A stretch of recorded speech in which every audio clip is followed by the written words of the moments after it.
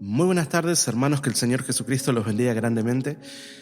Es un privilegio estar aquí para compartir la palabra del Señor en otra nueva oportunidad, en este fin del primer mes de este año.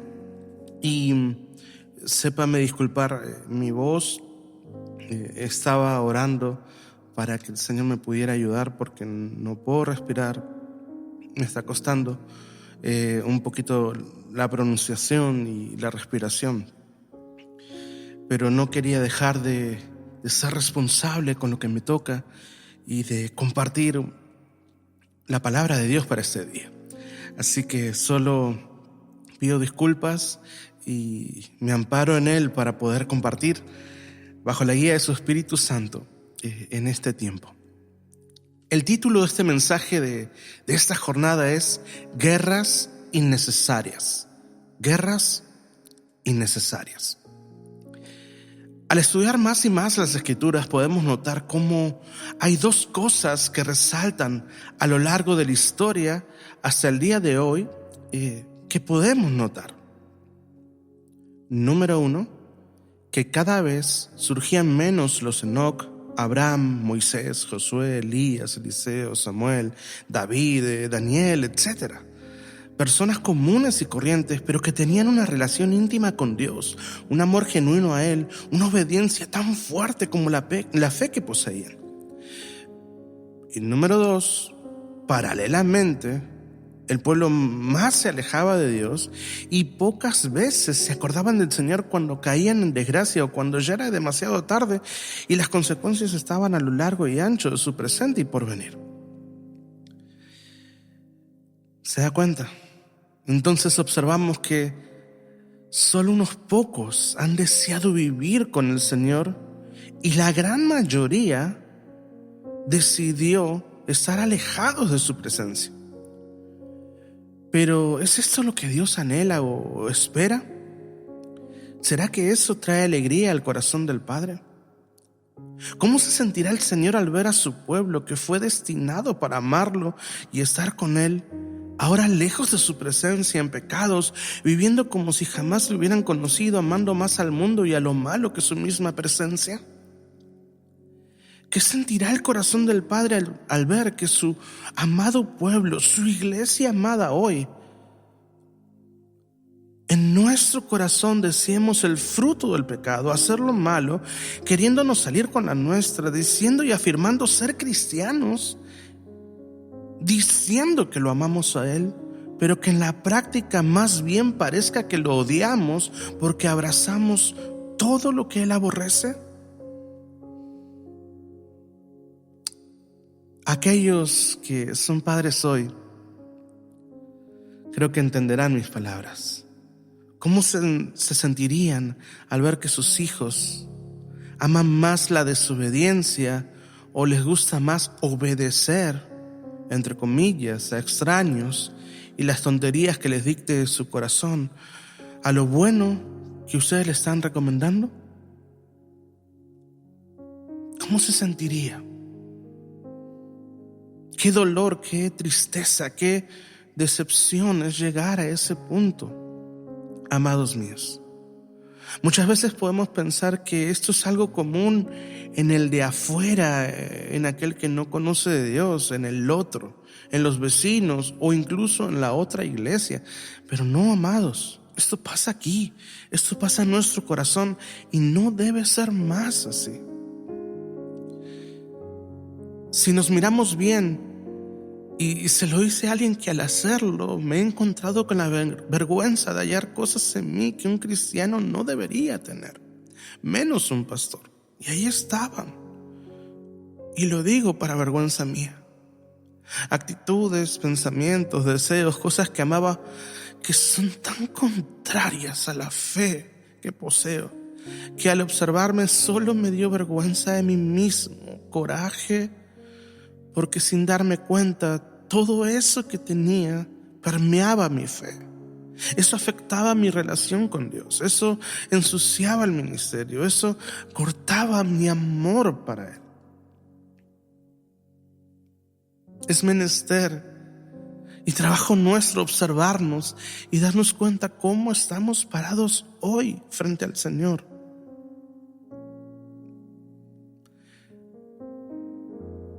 Y esa prédica es un llamado al corazón suyo.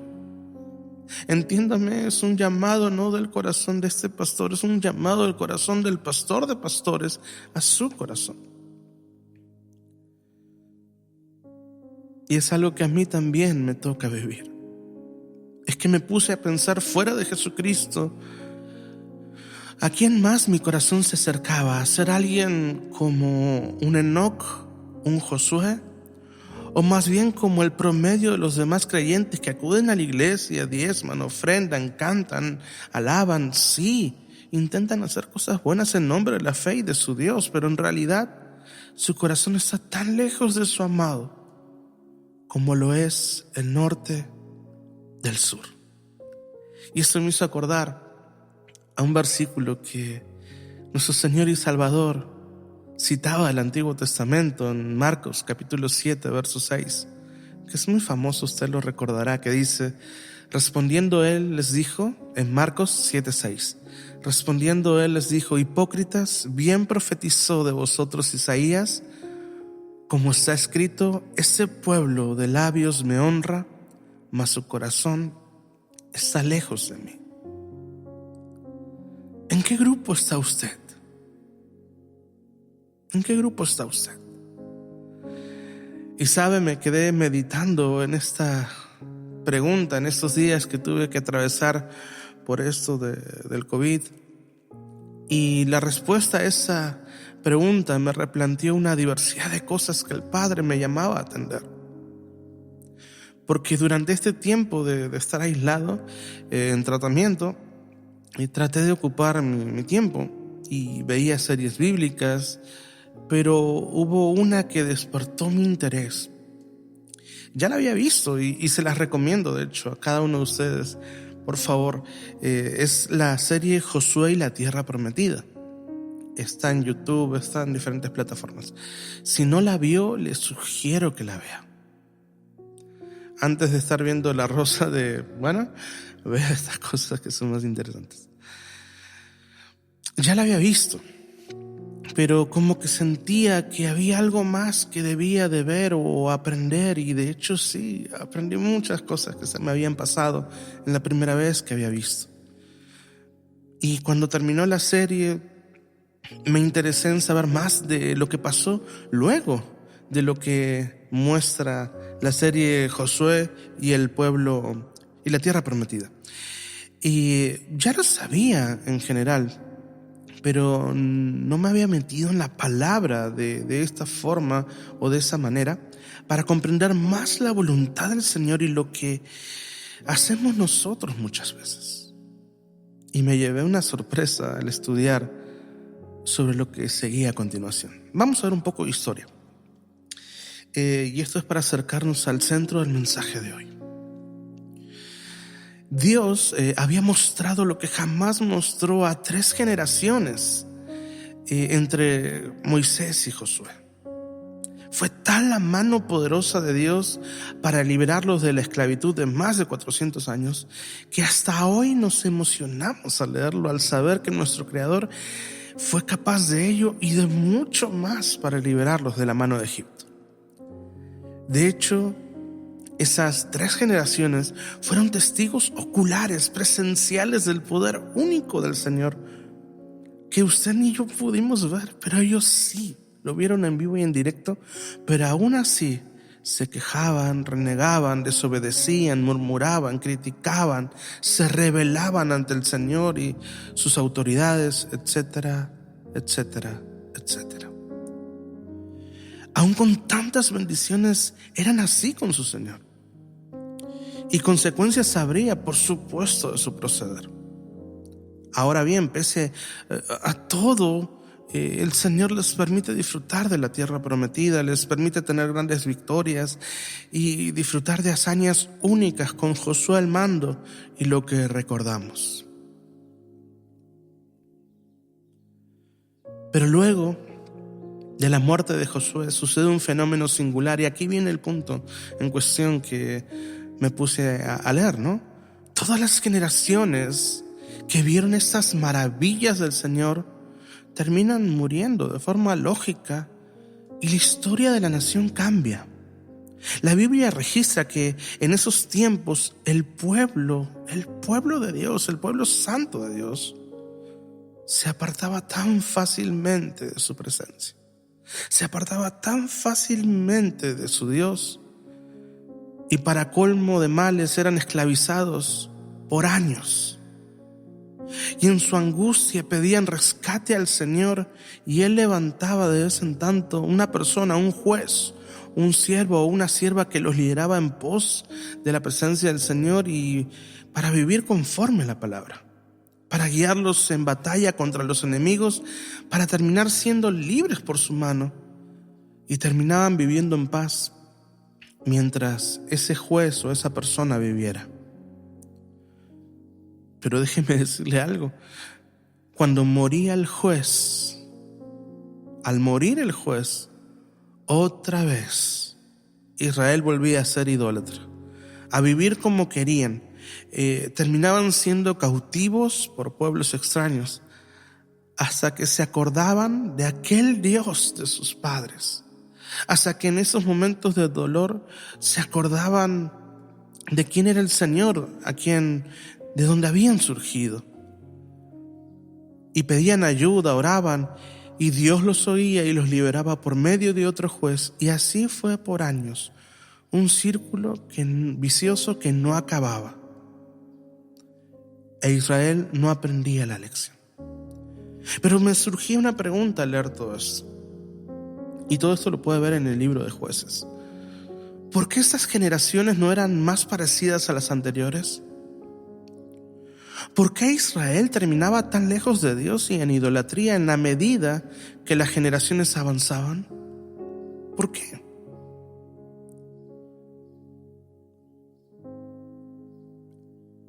Y creo que la respuesta es esta: hacían grandes y graves pecados y tonterías porque no obedecían al Señor.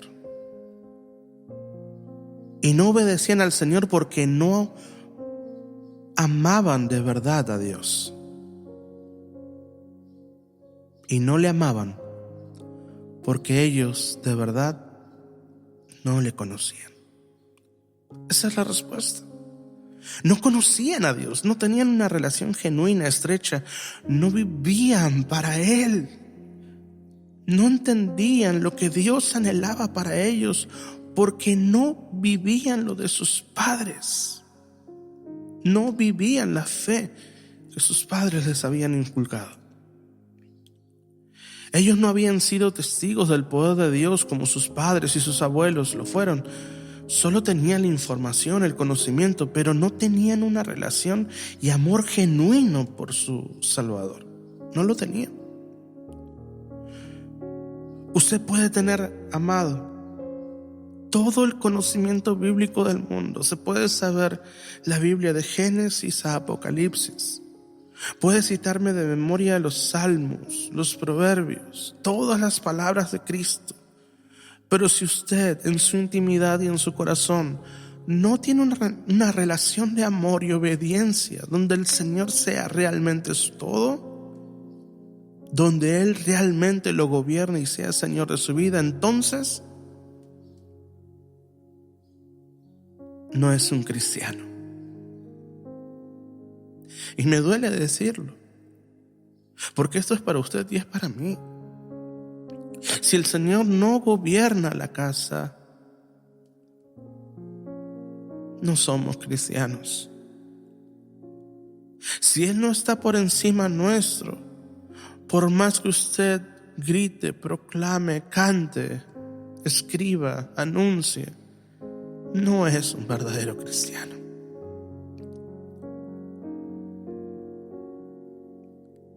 Y eso es lo que está pasando en la iglesia de hoy alrededor del mundo.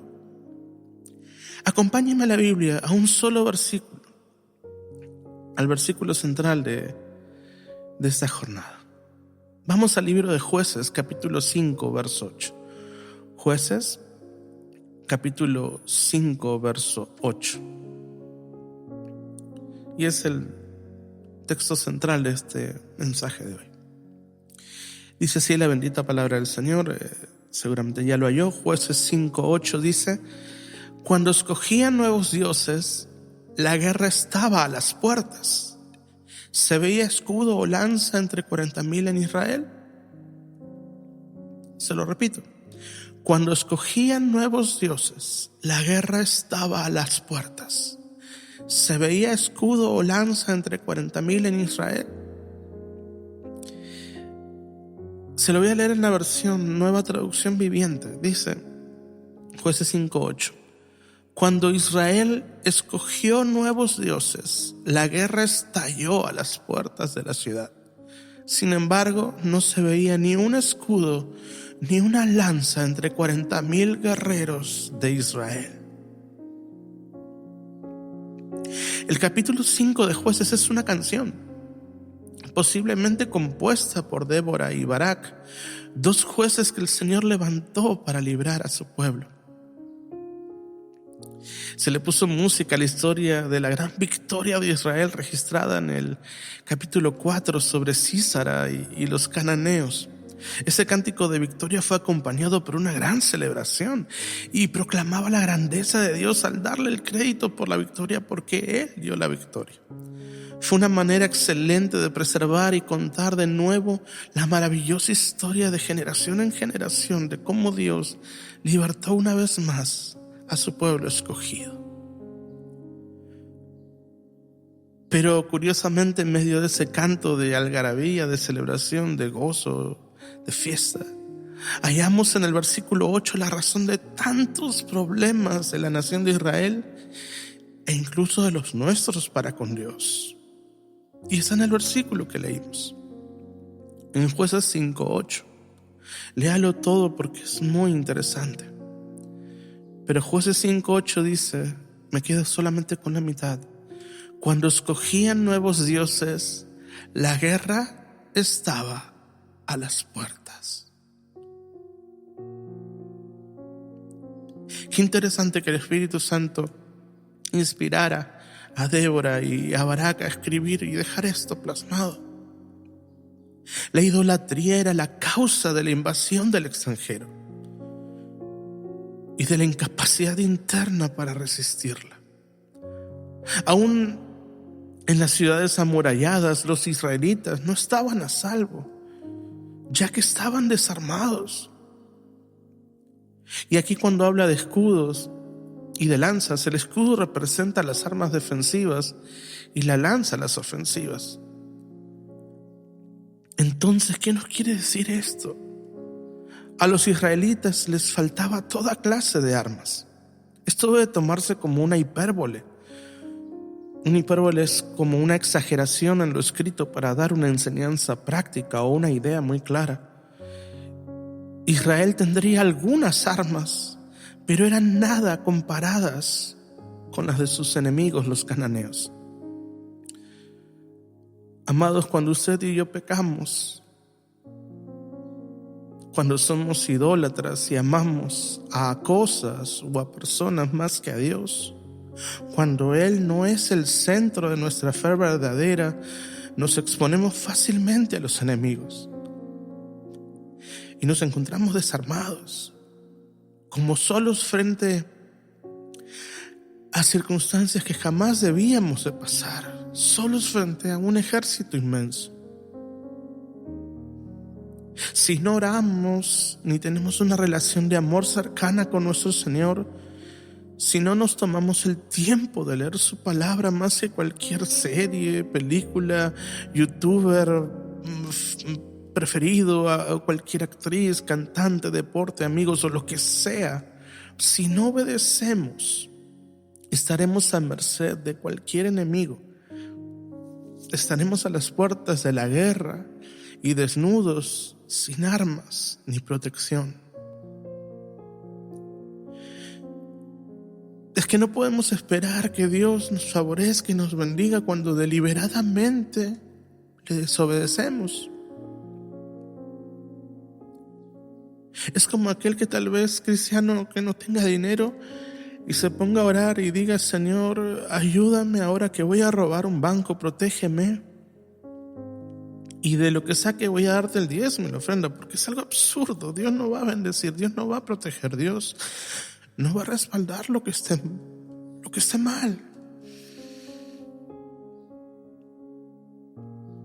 La guerra es el resultado inevitable, amados. La guerra era el resultado inevitable cuando Israel decidía seguir a dioses falsos. Si usted está permitiendo pecados en su vida, si está dejando que la inmoralidad lo esté gobernando, si está jugando con relaciones amorosas o amistades que no le convengan, si está buscando en su corazón un deseo de que los demás le reconozcan, si hay en el fondo de su alma ansias de poder, ser reconocido, si está teniendo problemas con amar al dinero, o está permitiendo que cualquier clase de maldad gobierne su vida, como el rencor, el odio, el resentimiento, la avaricia, la vanidad, la envidia, amado, podrá encontrarse sitiado por el enemigo.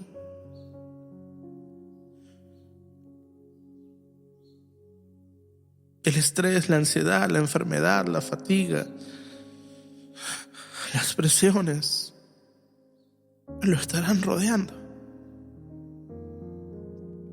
Ponga a Dios, por favor, en el centro de su vida y recibirá el poder que necesita para pelear contra ellos y vencerles. Ya estoy finalizando. Amados, recuerde lo que antes le había compartido, esa escalera descendente que explica por qué Israel y nosotros hacemos lo que hacemos. Hacemos pecados graves y tonterías porque no obedecemos al Señor. Y no obedecemos al Señor porque no le amamos. Y no le amamos porque no le conocemos. Es por eso que durante el Señor me permita tener vida y fuerza durante este año. Quiero enfocarme en esto, en las prédicas que comparta, en las enseñanzas, en conocer a Dios, en que usted conozca al Dios que tiene y al Dios que le ama y le llama. Cada prédica de su servidor será para animarle a que usted conozca al Dios verdadero, conozca cómo es Él, que sepa lo que dice Dios del pecado, qué piensa Él de usted y lo que quiere de su vida, que sepa sus atributos, que conozca quién es su Dios. Que no pase el día de mañana que usted pueda decir: no, es que no me enseñaron que Dios era así. Porque a veces podemos tener un concepto de Dios tan alejado de lo que es en realidad.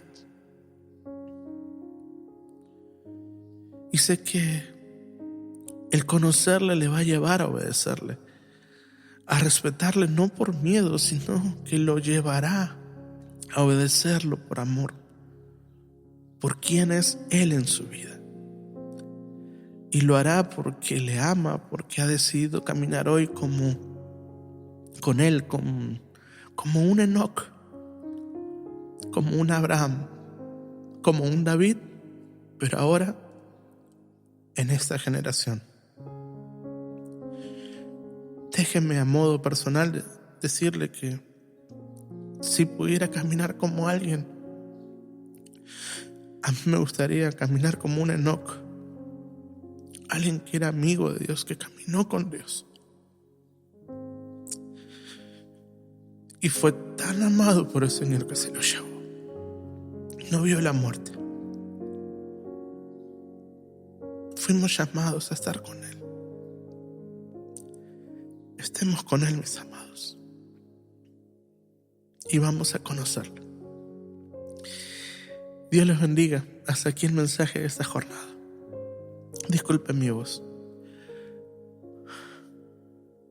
pero con lágrimas en los ojos le digo: